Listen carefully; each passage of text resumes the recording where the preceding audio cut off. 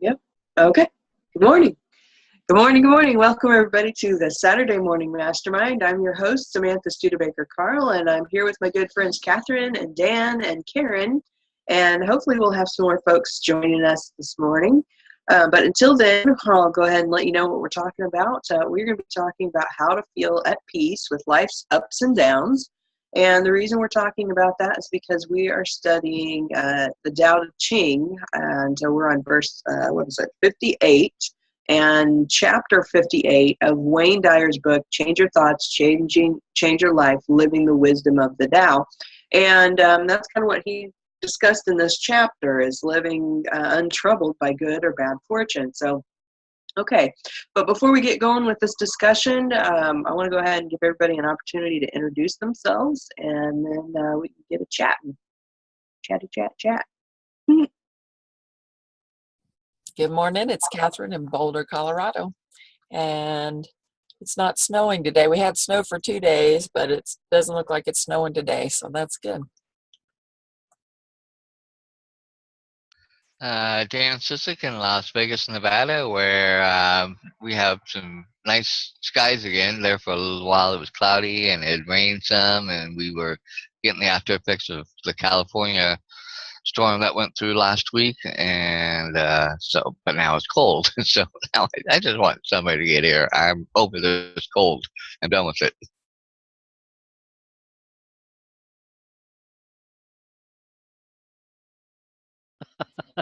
I can't believe I'm still using the little mic up where I'm at instead of the mic unmuting that you can hear me. I'm Karen Lohoff, and looking forward to this discussion. And I think we're going to have sunshine, but it is cooler here the last couple of days. I was asking Samantha about how hot it got there, and she said nearly 70. I was asking because I had noticed that it had gotten to 70 yesterday in New York, which I thought was astounding. I had to ponder that for about 10 minutes, see if I could fit that in.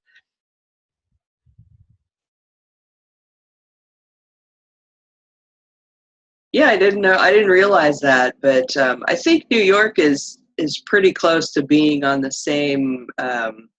I don't know, what is it? The longitude of what about where I don't know. You give or take, I guess. I don't know. It's kind of it kind of goes across and does that little sloping, and yeah, I think that when we straighten out the map, it seems like they're further north, but I don't think they really are. They're similar distance from the equator, so I think they have some similar weather. But they get a lot more snow than what we do here, which is kind of weird. And I guess that just has something to do with the jet streams and all that. But and possibly being near the ocean. It's the latitude line. Yeah, that makes sense to me. mm-hmm. It's hard to keep track of that stuff. I mean, you do fix in your mind that New York does look further north, and you're not thinking, oh, I'm probably looking at the globe view of the map. Mm-hmm. I find it very fascinating to really look at those things on the map. I'm getting off topic, though. I'm like a geographic fan, not about memorizing the capital. It's just the world fascinates me and where everything is. Okay, so anyway, let's get this topic going today. I was going to say something before we started. What was it? It was, okay, guys, if you are out there and you are watching this as a recording on YouTube, please... Hey, Dan, you're unmuted there. Okay, thank you. So if you're watching this as a recording, click like on the video. I'm going to start saying that earlier on in our videos. Click like, share this with anybody else who you think needs help, with living through life's ups and downs, because that's what we're going to kind of talk about today, as well as a few other things. I think it's interesting when we read these verses how we have different interpretations, and of course that was Wayne Dyer's interpretation. But once we get the verse read, then everybody can kind of share their thoughts. So who wants to read the verse, and we'll get to talking about it? I can. I got it right here. Jump on that. Okay. When the ruler knows his own heart, the people are simple and pure. When he meddles with their lives, the they become restless and disturbed. Bad fortune is what good fortune leans on. Good fortune is what bad fortune hides in. Who knows the ultimate end of this process? Is there no norm of right? Yet what is normal soon becomes abnormal. People's confusion is indeed long-standing. Thus the master is content to serve as an example and not to impose his will. He is pointed out but does not pierce. He straightens but does not disrupt. He illuminates but does not dazzle.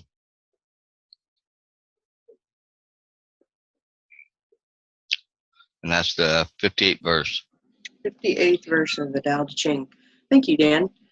And so I want to ask you guys, of course, what your first thoughts are, but I also want to ask those of you who are watching, what's your first thought when you heard this verse? And you can share your comments there below the video on YouTube, or you can jump over to our Facebook group.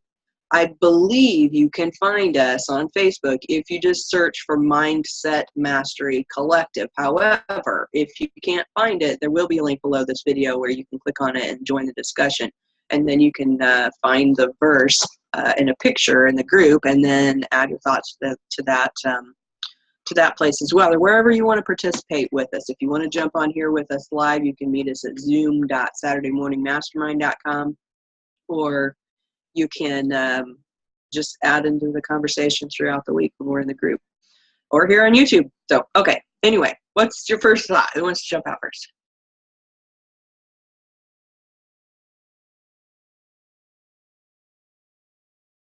Okay, I will. I was waiting to see if anybody else was going to. I'm going to say that in reading this, the first thing that really kind of stood out to me was the bad fortune is what good fortune leans on. Good fortune is what the bad fortune hides in. Who knows the ultimate end of this process? Is there no normal right? And then yet what is normal soon becomes abnormal, and people's confusion is indeed long-standing. So to me, and I think in the version that I read was off of the post that Catherine sent just a little while ago, but it was just interesting that bad fortune is what good fortune leans on, and to me, and then good fortune is what bad fortune hides in. I think ultimately that's kind of really true in a lot of ways, because a lot of times when you're going through the bad things, usually when you get to the end of going through it, usually there's some good that comes out of it for a reason or something. You've got to learn something, or you have to learn to make some changes or something like that. Usually there's something out there. You don't see it while you're going through it, and you just want to get it done and over with, but you don't see how it can affect you or how that is going to have anything positive. But then down the road, when you look back, you can kind of look back and see where that good was, and that the good was hidden in all that time that you had to go through that.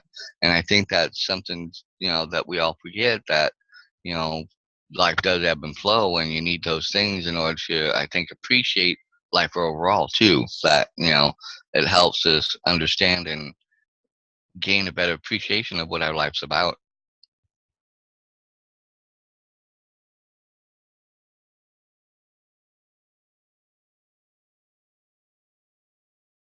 Okay, whoever wants to go next.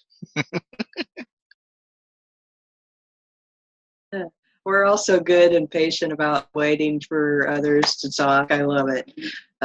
Catherine, where are you jumping out? I thought I saw you. Okay. I agree with you, Dan. I think that it's that whole, bad and good. It's two sides of the same coin, right? We got to have one in order to have the other. Now, I don't know. I think a lot of people would say, well, do we really have to have that? But I would kind of pose that we wouldn't know the difference if we didn't have it. If it was all just, even all the time, then it would be like one of those people who you hear talking, there's no ups and downs in their voice, and they just sound like this, and it's really boring. That would be what life was. This is boring, boring, boring. We wouldn't have any excitement. We wouldn't have any fun. We wouldn't have any, sure, we got to have some sadness, but, if we weren't feeling any any sadness, how would we even know the difference of happiness? I mean, I think that's what it kind of boils down to. It's just realizing that without one, we wouldn't have the other, and then what would be the point? I don't know. That's why a lot of spiritual people say, that even though we don't remember when we get here as spirits, we're really super excited to sign up for this assignment to come in as humans and get to experience all this cool stuff, because as spirits, we can do everything. We've done everything, it's boring. And so we sign up to come be here and be humans and get to experience all these highs and lows so we can talk about it on Zooms.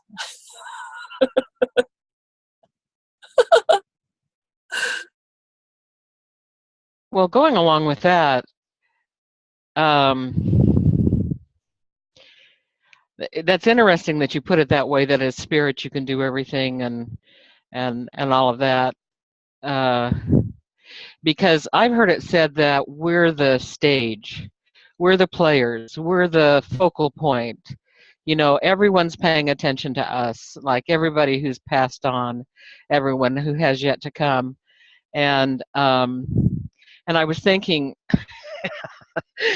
who's going to enjoy me? But sometimes I find myself laughing, and I know what my thoughts were, and I think those weren't really my thoughts. That doesn't really sound like me. Who does that sound like? And I can actually picture this.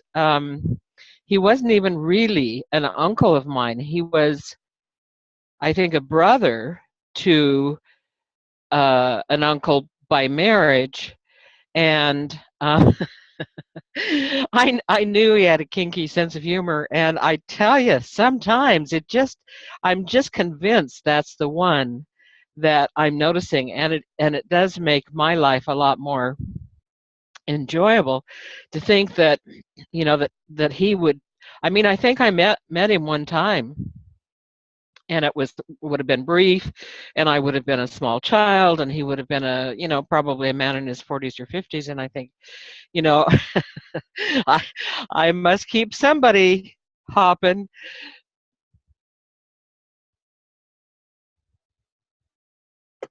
It's like we are the ultimate reality show, right? And there's everybody else out there watching us just to see what's going to happen next, what dramatic thing. Excuse me, I'm still recovering from a cold this week.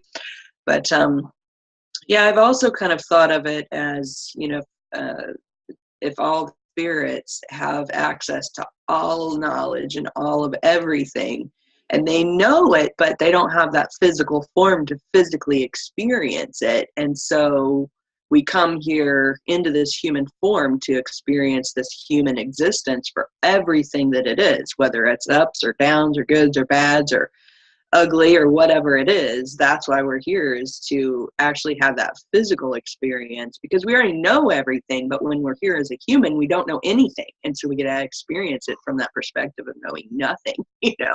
So I think that's kind of we are the ultimate players in a video game, or I don't know, I think that it's kind of interesting. But Yeah, so it makes me wonder who's binge watching my channel compared to somebody else's channel out of the periods that I might have. That's an interesting thought. I've never thought of it that way. That's going to give me some chuckles now. Put subscribers on a whole new level, right? And that reminded me, I just want to tell you, Dan, how wonderful it is to have you actually with us again, and we don't have to look at you under that stupid tree.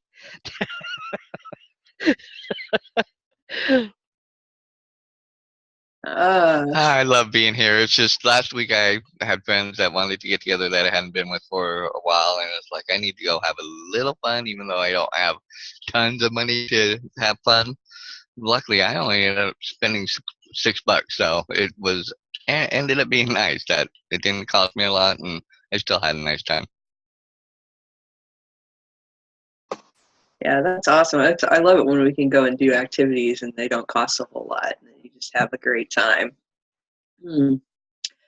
So who else? What other thoughts came up for you and when after reading this verse? Anything from a different perspective? Well, I like the part where he says the normal and the abnormal kind of seem to switch places.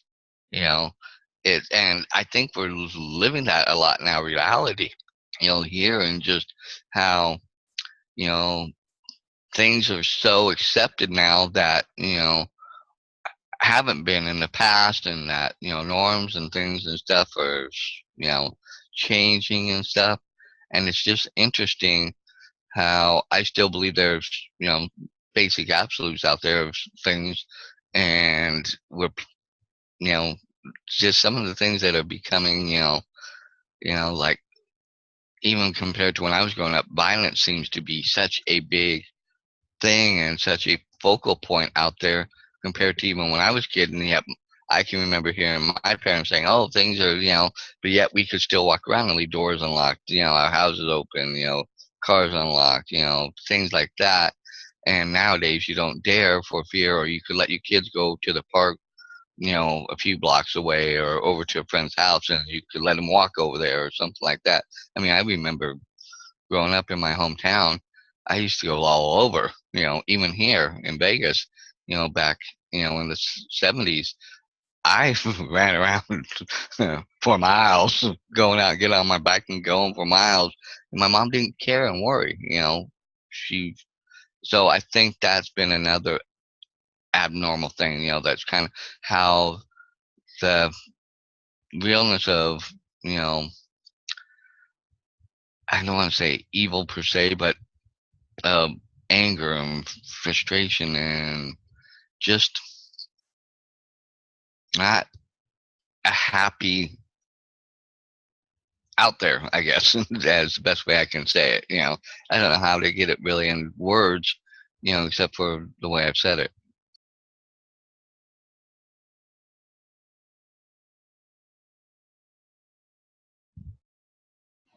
I was Yeah. going to jump on that same line. Sorry. No, go ahead, Karen. Go ahead. I was thinking something different. It showed up. I'm always amazed at the things that show up on my phone and computer. It's like, how the did you get there? So I had this little message that says, "Do you like this toolbar?" Well, I didn't know anything about the toolbar, but there were all these little teensy weensy little photos across my screen, and I'm thinking, I don't like that. What good does it do me? I can't hardly see it. And so then they say, "Oh, well, we're sorry you're unhappy. Would you like for us to disable this?" And I'm thinking, I don't remember ever disabling you, but yeah, I'd like to disable you. So then it says, "Do you have any comments?" And I thought, damn straight, this is my comment. This is what you can do. You could make me younger, and you can make my fingers leaner. And as you get older, they say your ears droop, your feet get big, your hands get big, all these things. It's like, I used to feel like I could do things normally, and it's so abnormal for me to feel like I have to look at my phone and I can't even touch this. If I try and touch one of those little pictures, I'm touching about 6 pictures with one finger. And it is confusing, and I know I'm not the only person in my age group who gets confused about, what is my body doing? What is going on here? I used to be able to walk in a straight line. I've never imbibed in my life, and I can't walk in a straight line. So my confusion is indeed getting long-standing.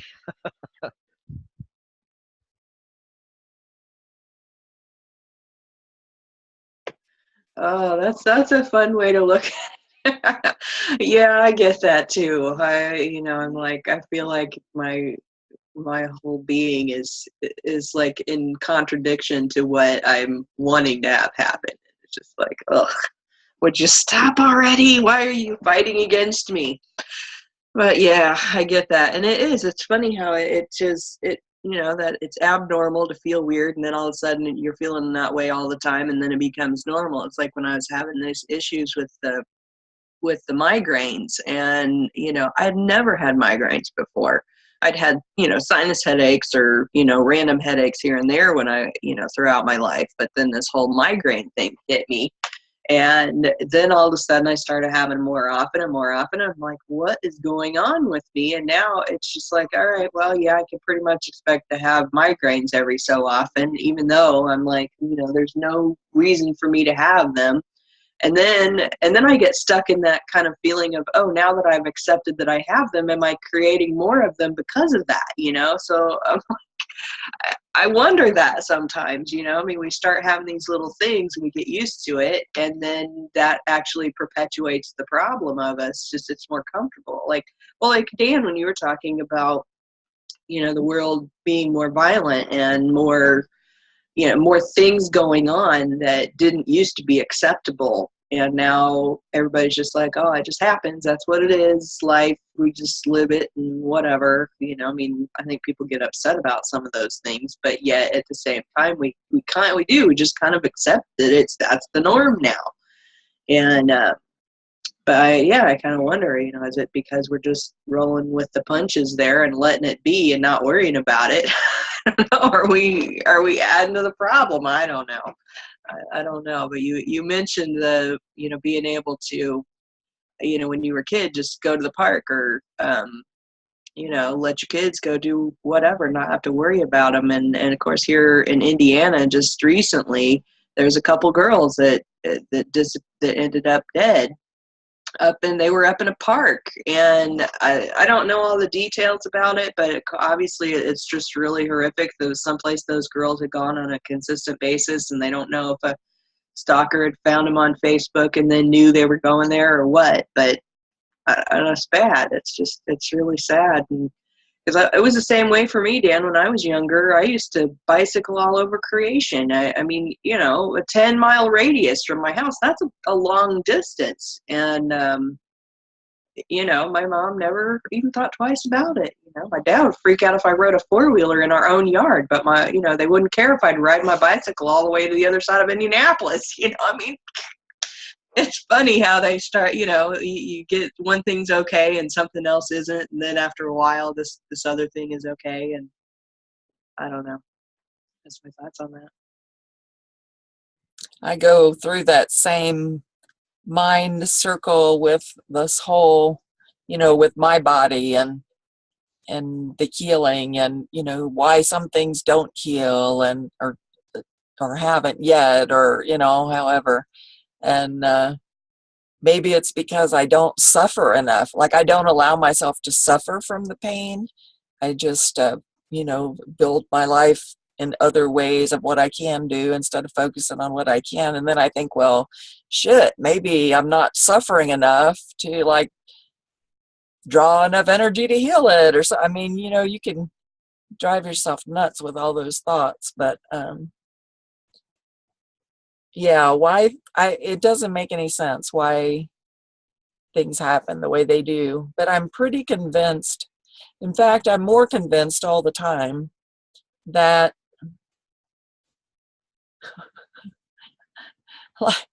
I don't know, like some days I'm fully convinced that we have some control, and other days I'm like, no, we don't have no control.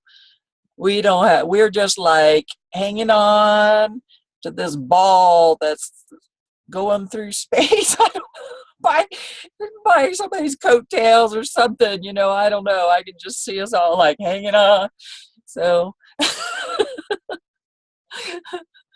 and the reason I say that is because I've never really been interested. Well, I can't say I'm not interested in it. I've never studied astrology or numerology, but I have lots of friends because I'm an energy healer. I hang out with some weird crowds, so I have lots of friends that study that stuff. And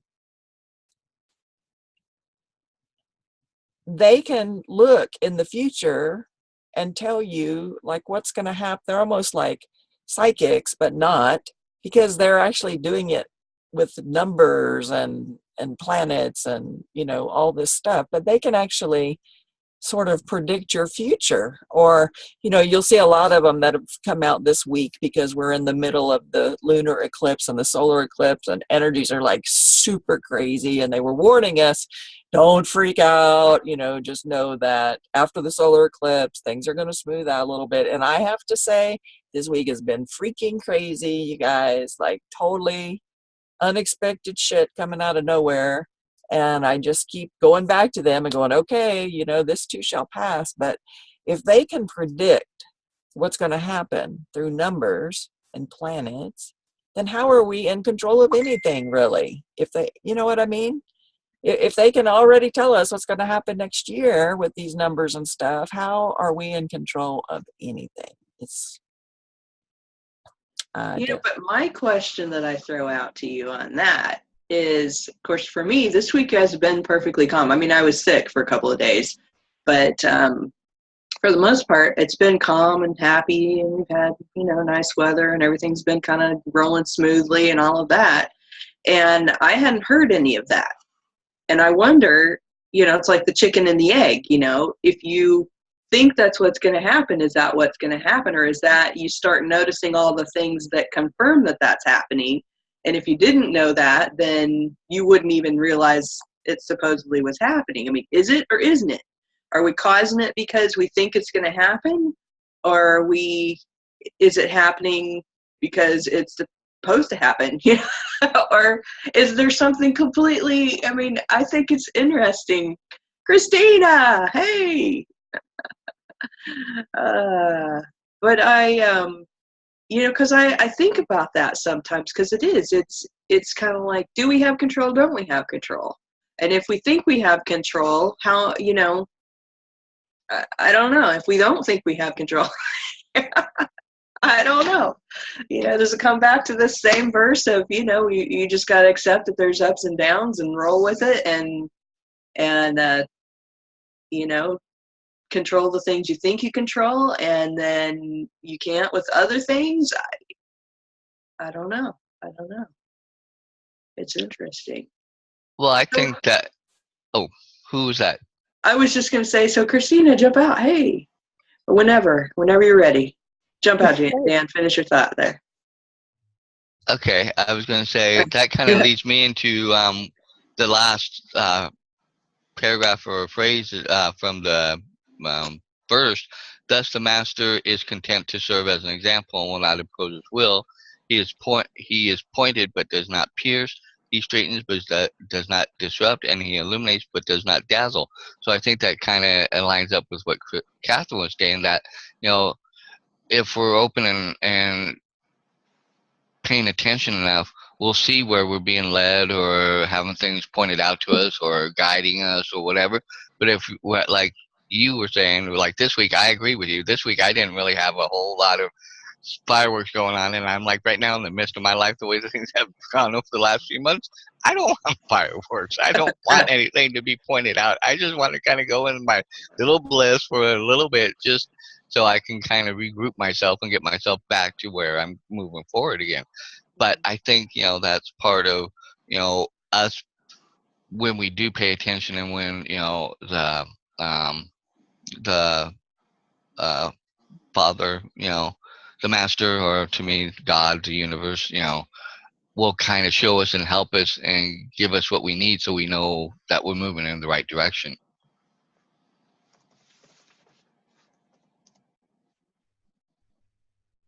Christina's turn.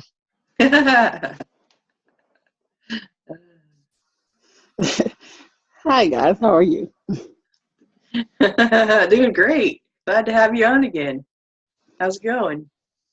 I'm doing pretty good.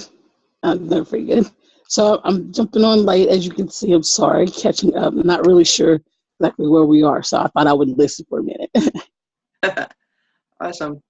Yeah, no, today we're just kind of talking about, we're on verse 58 of the Tao Te Ching, and we're talking about living untroubled by good or bad fortune, and we've kind of been all over the place with how, you know, what was I going for? lost my train of thought. Dan had it there. At the beginning, he started out with, how everything is, one way, and then all of a sudden, over time things change, and then we accept it more, and there's like more violence in the world, and it becomes normal. But then we kind of ran into the conversation of what Catherine was just talking about, how I'm losing my train of thought. What did you just say, Catherine? Our bodies, like with our bodies, like her body, she's like me. Yeah. I'm looking at my body, and it's like, when did I get an older man's body? I'm like, I'm not ready to accept that yet. I'm not ready to accept that. So with that, we kind of lie to ourselves. Right. Mm-hmm. Oh, and then Catherine was talking about how if do we really have any control? Because she has friends that are numerologists and astrologists, and they seem to be predicting what's happening. And for her, she's experiencing those things. But yet Dan and I were like, oh, we're not experiencing that at all. So then we're posing the question of, okay, is it because that somebody says something that then you see the signs that it's true? And another thought that just came up for me on that is it's like in the medical industry, when a person goes into the doctor and they have like these random symptoms or whatever, and the doctor kind of puts them all together and says, oh, well, these symptoms mean this. And so then all of a sudden they start having that illness. Did they have the illness to begin with? Or because they think that's the illness they have, is that why they developed it? Kind of like some of these people who read stuff on the internet and assume that whatever those symptoms are adds up to whatever this thing is, and then all of a sudden they have it. I don't know, which it's like the chicken and the egg shake, So we've been kind of all over the place, Christina. So jump in with any thoughts that you have on anything. And did you read the verse? Maybe you can start with what your thoughts were on there, because we're still just trying to figure stuff out. I was trying to still finish up the verse when you said that, but let me just say this. I definitely feel like we manifest things that are out there. So when it comes to illness, or even, I don't know that I even agree that it's more crazy today in the world than it used to be. I think bottom line, things are people are more conscious of what is going on. They're more aware of what is going on, because we have things like social media now, and we have 24/7 cable news now, and quite honestly, there are so many things that are affecting so many people that clearly, humans kind of, it's one of those, if it's affecting me, then I care about it. If it's not, then it's not even existing. It's fake news. So it's, I don't know that I agree that things weren't happening. I just think that we are just more aware these days. Oh, that's a good point. That's a really good point. Because, if we look back in history at some of the wars that happened back when, they were trying to conquer everything. Yeah, I'm sure. And then when there weren't as many laws and as many people agreeing to them and whatnot, then yeah, I think that you're right there. Just us being aware of it is making it more, I don't know, seeming like the norm. But then, I don't know, if we compare to different time frames, depending on what things were, I don't know, I guess it depends on what we're talking about, because at one point in time they thought the world was flat. We go back to that conversation and say, okay, back then that's what they thought, right? And that was the norm. And then now we know it's obviously not, and that's the norm, And, back in the time when people that still think it's flat. Well, okay. Well, and then like the world of medicine, where it used to be that the people that practice healing were thought of as witches, and they're burned at the stake. And now we've got all this modern medicine of we can replace hearts and lungs and body parts and create robotical parts, and that's starting to be the norm. It's fascinating. But again, technology with technology brings awareness. With technology brings, efficiency and effectiveness of the awareness. Look, back in the day when they were having a war, we had to rely on somebody fighting the war to write a letter to get it to some person that was embedded to get the letter to somebody who was going to take it to a horse that was going to take it to somebody else. It took weeks, right? Now we have embeds with GoPros on their heads, and we get it immediately. So I just, technology has afforded us the ability to be aware on a level of, it's weird because I think we're both conscious and unconsciously aware, which is scary as crap to me.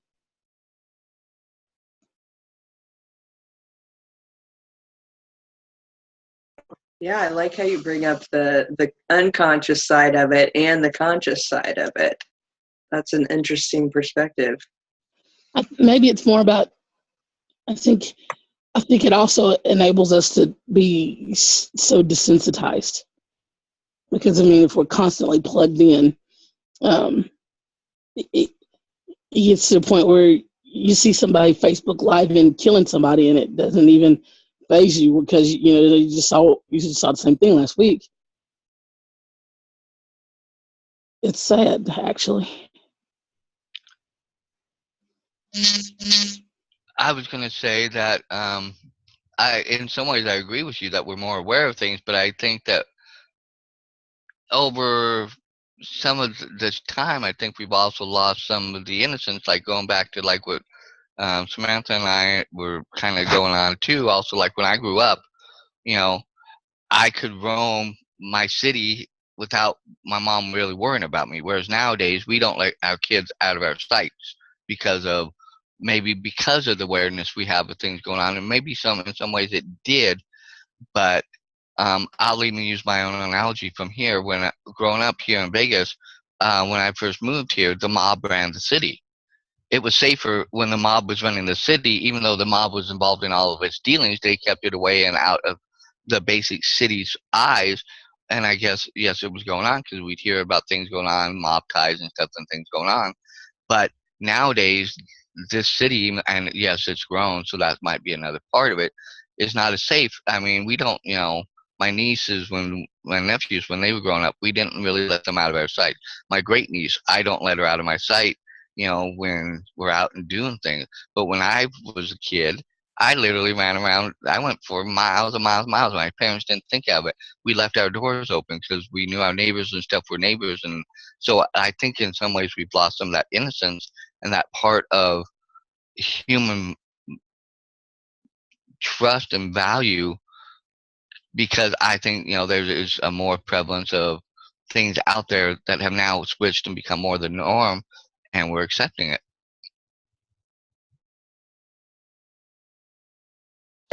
That kind of brings up that same point. I keep coming back to this chicken and the egg thing, and with the social media and the fact that we're more aware of things. And of course, back then there was the mob, and of course, you crossed the mob, you were done, and everybody's aware of that, so they didn't do anything, or most people didn't do anything.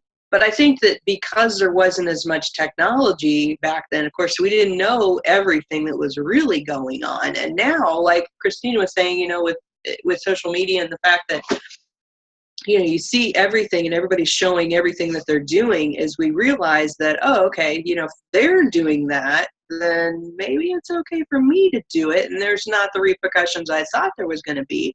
And so then that perpetuates that problem, particularly when we see, I know, back in high school before social media, we had bullying, but I never experienced that. I never saw any of my friends being bullied by anybody. But now, because there's all this social media, is that there's more people that are bullying, and I think that the kids are seeing, oh, well, they're bullying them. I can bully over here. I can, give this girl a hard time that I don't like too, and I can do this, and we all see it happening, and so it happens more and more.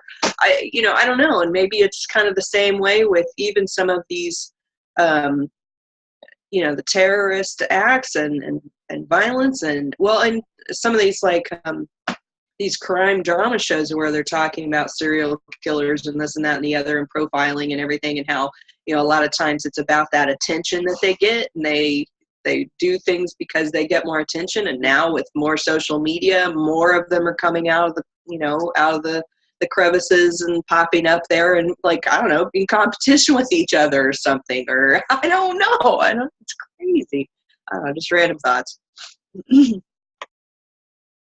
So then that makes me beg that, okay, I'm going to go the other side and be devil's advocate here. So does that mean it's really that much worse? Can we really let our kids go around and run around like we did? I mean, if we are thinking that it's because we're so sensitive to everything, and so does that sensitivity and that awareness really change the real aspect of things? I'm more inclined to go with Dan. I mean, I'm not going to say that things aren't a little bit, are a little worse in some way, but I think it comes down to it too is we got to think about, now we have babies having babies. Back in the day, we had grown folk having babies, or even when babies had babies, they still were pretty much raised by Big Mama. Now Big Mama's 30 years old, 35 years old. We don't impart the wisdom on our kids that we used to. I know, I used to roam, but I knew to pay attention to the street light. I knew to always go in a group. My mama never let me leave the house without a quarter and the dime because, well, of course, I'm going to use the payphone. Of course, we don't have those anymore. So I think it's a matter, there was a lot of things that was, while I may have been able to go outside and play, and my mom always came to the door every hour, and she was fine with me being outside playing, I still got a lot of wisdom imparted on me about how to behave and how to be aware. Don't be outside and not be aware. If you see somebody that you hadn't seen in the neighborhood, you come tell somebody, you go tell, you come tell me, you go tell an adult, whatever. I don't think that we impart that on our kids nowadays. Right now, we think it's cute because our kid comes out of the womb with a tablet and they're twerking 24/7. So I don't know. Again, I don't know if I agree that it's worse. I just think that it's different. But for me, I literally got on my bike and I would literally be gone, on weekends or during the summer from the time the sun came up till, it was time to come home. A lot of times, yes, that meant when the street lights started coming on, I had to start heading home and stuff and things like that. Or as I got older and I had a car, but I would go for 4 or 5, 6 miles away from my, I wasn't out in the yard. I wasn't out in the street. I was gone. I was out in the desert riding my bike out in the desert, in the open desert areas. So in that sense, and my mom didn't worry. My mom didn't, and yes, I didn't always take a quarter with me. I'll be honest. I didn't always have a quarter in my pocket.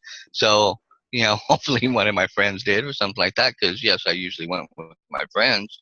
But in that sense, I still think nowadays, would I have allowed my nieces and nephews to do that? Or would I allow my great niece to do that? No, I wouldn't, because of unknowns out there, that we had the same unknowns out there, but we still went and did it. So I think, in some ways, I think the norm has switched and we played into fear and allowed fear to overtake us living the lives that we want to live and want to be living. No doubt, fear has taken over. I mean, I see what you're saying. Back in the day, people couldn't fathom the things that could happen. Not that they didn't happen, but it just wasn't reported. Nobody ever heard about it. You could be 10 miles away on another side or on the other side of the tracks, and that was a completely different world. Both because we didn't have the communication, the expediency of communication, but also because, well, heck, back in the day, me, the black chick, could not live on the same side of the tracks as most of the white people, unless, of course, they were poor. But even the poor white people pretty much felt like they were better than me, the black chick, so we weren't going to be intermingling. I mean, there are way too many circumstances, I think, we can't compare apples and apples. It's apples and oranges. And so the mediums and the tools are a little bit different.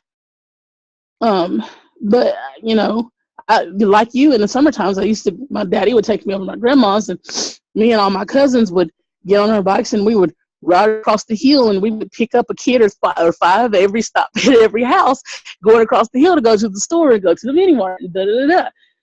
But we still always had that conversation of how to be aware. And if some stranger had tried something, they'd had their hands full with that group of children. You know what I'm saying? Because we were aware in a different kind of way.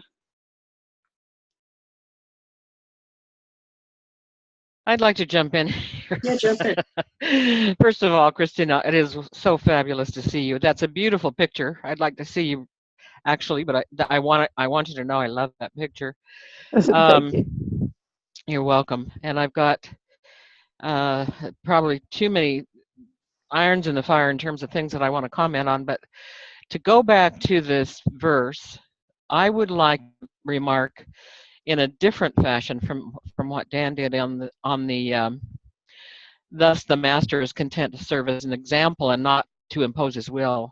He is pointed but does not pierce. He straightens but does not disrupt. He illuminates but does not dazzle. And what my thoughts were as I looked at that was there's something that I feel pretty much on the brink of accomplishing that my son would call, he's asked me for years to be a shower. He and I, of course, have lots of different talents and abilities and strengths and I mean, you can just imagine. But I've often brought up something online and said, you know, you could do this. This is something you could do, because he's always wanted to do his own business. And he got to the point where I think he just decided that the way he would deal with that was, if I hadn't done that and made money at that, then his ears were stuffed. And he just wanted me to be a shower. And so now that I feel like I'm on the brink of something, and I did clarify with him again, do I understand correctly that you just want me to be successful in whatever I talk with you about and suggest to you that you might enjoy and you might be good at? That's what you're calling a shower. And then if I do that, then you would be willing to have a conversation with me, and we could, you know, that could be helpful to you as well as to me, and that is the case. And I want you to know, being the small person that I can be, that I have thought about how, you know, yeah, I'm happy to be an example and rub his nose in it and say, look at all this money I'm making. But this is how you have to do it, and it has to take forever. It took me forever. It's going to take you forever to get to the place where you can do it. I tend to do things where I really am pointed and piercing. And so you know, I look for Lao Tzu to point out to me how I can be a better person.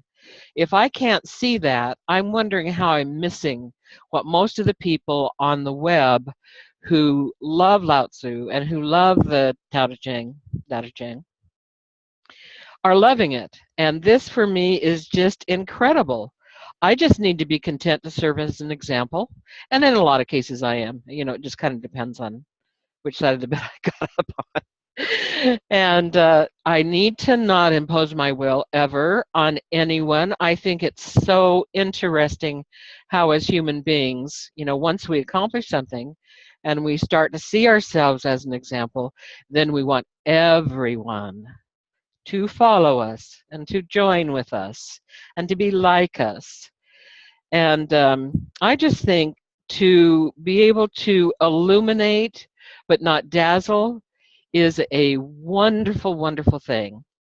And to confess that I am a long ways from there, when you brought up bullying, Samantha, I realized too, yes, there were bullies. There were no doubt bullies even when I was going to school. And yet that wasn't, you know, really pointed out, and nobody tried to correct that behavior, and you know, there weren't any ramifications generally.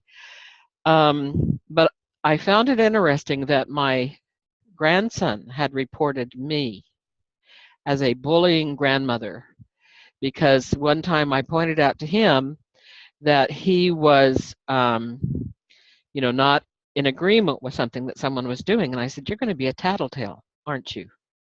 And he said, "Why do you say that?" And I said, "Because that's how you handle things. You will tattle." And he did. And part of the tattle was, "Grandma's bullying me." And I had to look at, serious, I had to look at, I was being very pointed and piercing and bullying. Thank you so much for bringing that aspect up, Karen. I love the fact that when we read this verse, we see different things. And, when I read it, that was one of the first things that kind of came up for me, was that representation of the mother, is that, that's how the mother is supposed to be, is leading by example and not being forceful. And I can remember, when I was younger, my mother was very forceful. She was like, if she didn't like the way that my room looked, she would go in there and bag everything up and act like she was going to throw it all away because I didn't have it put away. And, of course, when I was a mother, I'm like, I am absolutely not going to do that, but I'm going to keep my room looking nice and neat. And when my daughter comes into my room, she can experience what it's like to have a nice, clean room.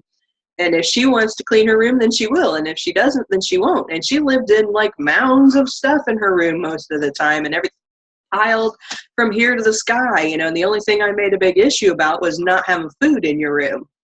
And, but I made that argument of, look, if you have food in here, you're going to have bugs, and you might even have mice, because at the time we lived in the country, and you don't want that crawling around in your bed, do you? So, other than that, but I think that's a good point, is that, and I love that you realized something that you were doing. And, that's what I get a lot out of these verses and our conversations, as I start to realize, oh, yeah, I'm doing that. I need to stop that. I need to whip that in the butt, So thank you for sharing that lesson. I appreciate that. I'll ditto that, because I think I can tend to be, I don't think I'm a bully per se, but sometimes I think I can be kind of piercing and, because that's what I saw out of my mom, and stuff and things like that. So in that sense, I think I picked that up from her, not wanting to be like that. But so, I'll ditto that too. Yeah, we have to certainly get to a point where we're humbled enough to even recognize it. What I always thought was strength and leadership or whatever, ultimately came to be a bit of control. And of course, I didn't think it was control. I just thought that, everybody else wasn't getting it together, so I was getting it together. Nah, boo. You weren't giving everybody else a chance to get it together because you thought your way was the best way, right? So that's a very good point. But there's such a thin line, because I know I have a very direct communication style, and sometimes people can perceive it differently than when I mean it. And it's not, and what I've learned, God, y'all, I'm turning 40 this year, and I'm like having all these like ahas, and I'm like, oh gosh, I'm not, like you were saying earlier, Dan, I'm not ready. I'm just not ready. But what I've also learned, though, is that some of that's not my mess to carry. A lot of it really isn't. It's not, I can communicate something and mean it earnestly with love, not mean it with any maliciousness at all. But another person has that victim thing going on, and they're seeking out an excuse. And to go back to a little bit of what you were saying, Karen, about your sons asking you to be a doer or a shower, like I can get with him on that. But on another hand, it reminds me of a quote that Lisa Nichols says, where she says, look, I'm going to have to paraphrase because I can't remember the exact words, but she basically says, you don't get to make me big so that you can play small. And in the end, whether you are a doer or not has really nothing to do with your son's accomplishments.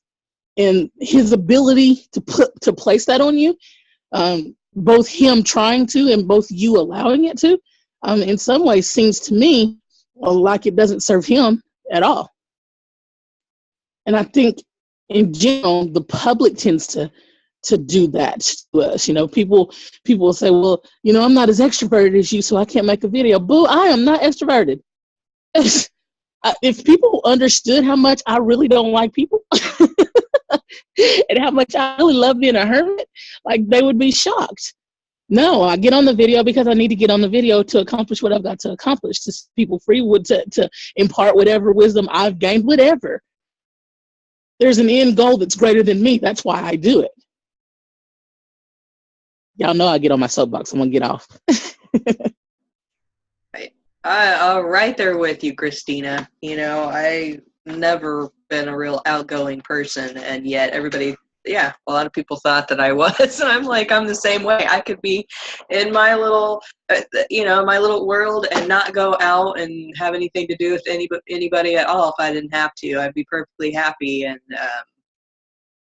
I don't think people realize it's crazy. It's so crazy because, I get on here with you guys and we have a great chat and I enjoy talking with you. And, but for the most part, I'm like, I don't even want to be on social media. Like, I don't want to. Right. Yeah, I don't like getting on the phone. It's like torture. I got to stop telling myself it's torture, though, because I need to get on the phone with my family a little bit more. But yeah, remember what you say to yourself from when we went over the book, what you did.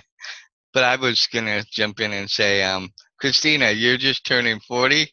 Oh, you still got lots to go, because wait till you get into your 50s. You'll really even get that in you, because will be 54, and that's why I said I'm looking at my body and going, wait, when did I get older man skin? I don't have that. I'm not ready to admit these things, and and I have aches and pains and stuff. I'm like, wait a minute, I never had these before, and so it's been a fun journey on that part, having to kind of admit some of those things and not be quite as young as I once was.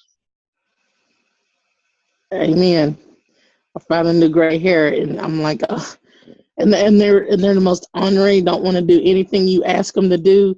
They just pop up and just stand straight up, and they just be in the front of your head, smiling at you. But I'm going back to Samantha because I'm pretty much an introvert for most cases, although I do like to be with people that are my friends and those I want to be around. But there are times where it's like but I learned I'm an introverted extrovert. So I have, depending on where I'm at and what I'm doing and who I'm with, like here, I open up more and I'm more me. But when I'm around other people, I'm very, back and don't want to be singled out. So I can get a little of both. Yeah, depends on where you are, whether for me, whether I can turn up. Sometimes I know I need to turn up more than others. So that's great to have the awareness, though, right? Hey, Karen, there was one thing that, because I think I'm playing this in the back of my head, and there's such a thin line. The question I'm going to take away is, like, what is that thin line between, because there is a responsibility for me to show up, right, and play big, and, like you say, be a doer. I think the responsibility lies with, me playing full out big as much as possible all the time, and not allowing an excuse not to. But going back to something that I previously said, that's me and my responsibility, and what somebody else does or doesn't do is their responsibility. I don't know, Catherine, you tell me, what do you think? Yeah, I agree with you. We can't control how other people take what we say, I have a very direct communication style as well, and I can really, without meaning to, I can really knock people back on their heels, because I can be very direct, very blunt.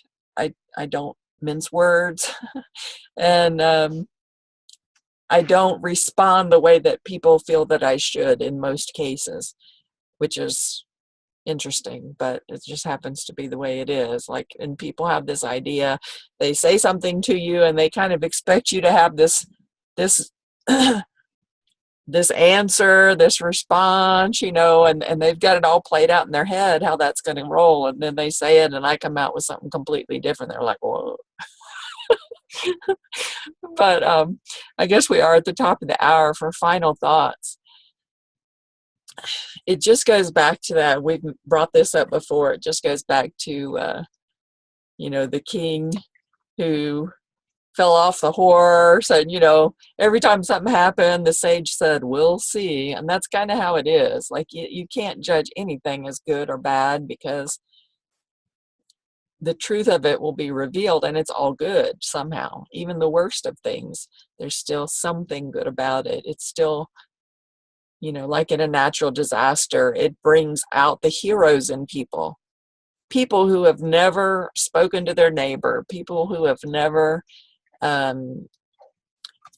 given first aid once in their life, suddenly jump into that hero position, you know, when disaster occurs. And so we just can never say.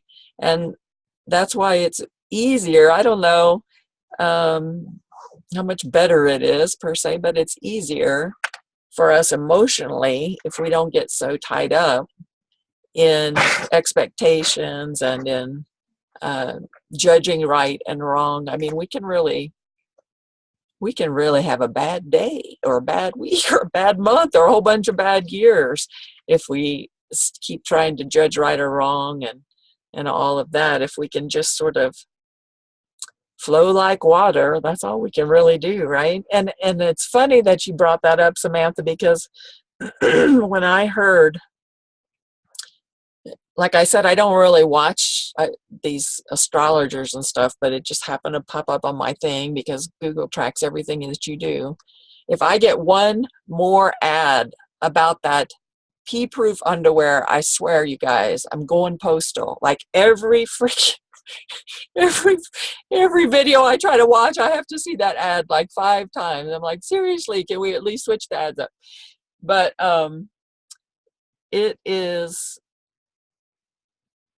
it's amazing, you know, the suffering. I brought up the suffering, and like you said, did that craziness come out of just because they said it and predicted it? Because when I heard them say and predict that, I said to myself, well, that's bullshit. You know, if you believe that's going to happen, then that's going to happen. That's not going to happen to me. I'm going to have a great week. And then my subconscious took that shit, and it's been a crazy week. So I don't know how we get to control the subconscious part of it, what it decides to lock onto or what it already knows is going to happen. Who knows? Because sometimes it really does feel like we're just remembering it all, you know. So that probably didn't wrap anything up, but that's just my thoughts. Have a great week.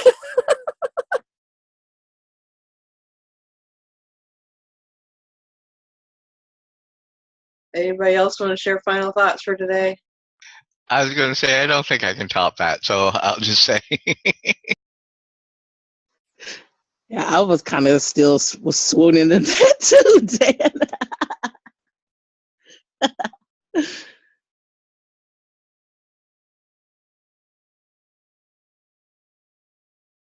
Okay, Well, come on, Karen. Thanks. I have something else to thank Christina for, and I do, Christina, very much. That's important to me. But I want to mention, you know, I don't think we ever actually talked about the first first paragraph. When the ruler knows his own heart, the people are simple and pure. You know, I read something. I was reading about my cough and my cold, and I might have mentioned this last week. Who knows? Weeks turn so fast. But I mentioned this on a different mastermind that someone had posted when this is frustrating. When the master suffers, because I was definitely suffering with that cough and cold, because I had this idea that all of us do, that, we shouldn't have migraines, and we shouldn't have back pain, and we shouldn't have all kinds of stuff. Sometimes it is so that you can become a more pure master, actually using the word master. And that's used later on with this. It's ruler here up at the top. But I do want to know my own heart. And another thing in regards to knowing things consciously and unconsciously, I love this quote by John Mercer, and I'm not going to be able to get this quite right either, I don't think. But he taught me something by saying, our subconscious never makes a choice. Our conscious mind chooses based on what's in our subconscious. And I thought, okay, so when I was 5 and I thought I was hotsy-totsy, and I was going to make this great decision to remember this, that's stuck in there. And I do think that we don't know enough about how important it is for us to get in there and work out some of that stuff that's in our subconscious mind, because I do think it is simple to trip us up, what's in there and what we don't know. Because when I looked up the spiritual meaning of cough and came across that I had a big point to make, and I'm thinking, oh, I have all these big points to make, I know what they are. And it wasn't that at all. What it was that normally or often people feel like they don't have control over their own lives. And I was thinking, you think you have control over your life? I mean, this has been a big part of this discussion today. But I had in my subconscious mind such a snarl about, could I ever have control over my own life? It's amazing that I ever believe for a second I can manifest anything. And it was so good for me to take a look at that, so that hopefully I have a chance, ruler, master, grandmother, or whatever, to know my own heart. And so everybody like this. It's good stuff. Like it and get on with us. And thanks for coming, Christina, on with this again. We just miss you like crazy. Yeah, I want to reiterate that too, Christina. Thank you for being here. Oh yeah, jump out though. I saw you on mute. Well, I was just going to say thank you. I miss you guys too, and I'm hoping my schedule gets less crazy soon. Awesome. It'll be so wonderful to have you back on more frequently. That'd be beautiful. First of all, I wanted to wish you a happy birthday. When is your birthday? When is it coming up, or did it just happen? Oh no, we got a while. My birthday's not till July, but okay. that's how much I'm not ready for it. That it's like looming. It feels like. I have a way of looking at things that helps me as far as time and age and whatever. I don't know if it's really age, but it's I think about that. Okay, I'm. What the heck year is this? It's 2017, so I'm like going to be 46, I think, this year. And I look at that and I go, okay, I have lived 46 years, almost 46, and and that's a long time. I can think back on all of these things that have happened in my life and all the experiences and all the lives I've lived and all of this everything, and I'm like, Jesus, how did I fit it all in? And then I look forward and go, I have at least another 46 that's ahead of me. I have so much time to do. What amazing things are going to happen to me in the next phase of my life? I mean, I even look back in just a small 10-year period of time, and it boggles my mind, all of the things that we have done and the places we've been and the things that we've experienced. And I'm like, I don't know. I look forward to those future years, just wondering what's going to happen next. I mean, it's going to be interesting, but I don't know. It's something about that, knowing that I pretty much have as much ahead of me as I have behind me. It just, I don't know. It smooths that that out a little bit. You know, I don't know. Maybe That's a when I'm good 80, I reframe. will feel different. I have no idea. I don't know. No, that's a good reframe. Thank you, because Lord knows I really do feel like I'm so much better now. Y'all better watch out when I get older. I know. That's a fact too. You know, another 40 years of wisdom. What, you know, either that or I'm gonna be so wise I'm gonna be like, this is just ridiculous. I don't know why Right. you're all so upset. I'm just gonna all your drama you guys got with you young people. Dan, I love that first part of the verse that you brought out. I think that's true, because I think we realize if we really examine and look at ourselves and think back, like you said, all these years that we've been around, have we, no matter what we've done, no matter how it's turned out, you know, because we make mistakes, right? I've made a lot of mistakes. I always was trying to do the right thing at the time. You know, I was trying to make the best decision. I was going with what information I had. You know, I could only work from what I had to work with. And I think that's why we recognize, wow, you know, we're just human. We're really just trying to get love or get whatever it was, you know, and then we can see that innocence in everyone else. I think that's what that speaks to, and I love that part of it. I'm glad you brought that out. And yes, thank you, Christina. Come back. All right, guys, we are well past the hour, so I'm going to go ahead and wrap it up for today.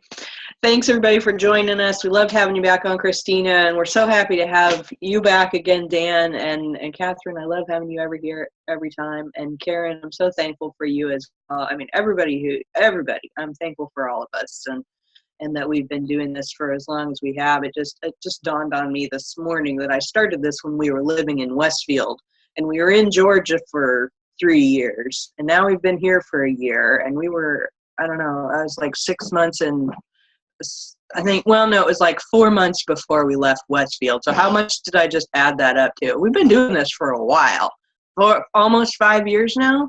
Is it 5? No, it would be, because we were in Georgia 3. It's been a year since I got back from there, and then another 4. So 4.5 years since this all started. And I've been loving every minute of it. We've had a great time doing it, and I look forward to the next 4, 10, 15 years of this. It's just, I love you guys, and I love the insights that we gain from this. And if we hadn't been doing it, we would not have this wisdom that we have now. So I love it. For those of you who are watching, like this video, subscribe to us on YouTube, share this with anybody you think that any of these lessons could be helpful to, and look for us in Facebook for Mindset Mastery Collective, or click the link below this video that will take you to our Facebook group, and jump in there, add your thoughts and conversations, share any blog posts that are related, share you know, the little quote pictures, whatever you want to do.